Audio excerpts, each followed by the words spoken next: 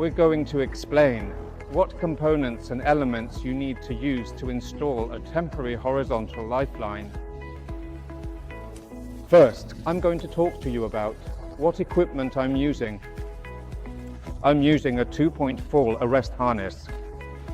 I'm currently connected to the dorsal point with a lanyard.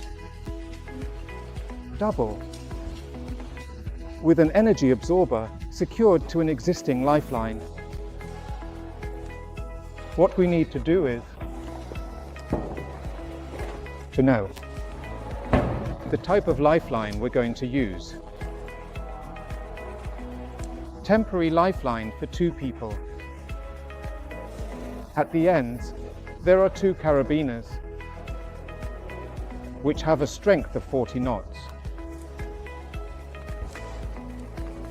Inside this bag,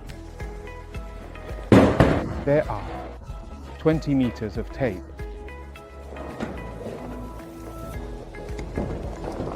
As it can be used by 2 people simultaneously, as a temporary device, it complies with the UNEN 795B standard. The letter B is the one that gives us that element of provisionality, of temporariness.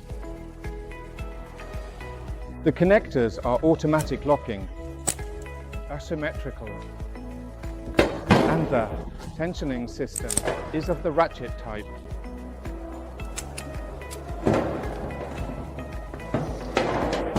It needs to be connected to either existing elements or ones that can be created using temporary anchoring devices like anchoring tape, cable, or strap. In this case, we're going to use pre-installed anchor rings. In the structure,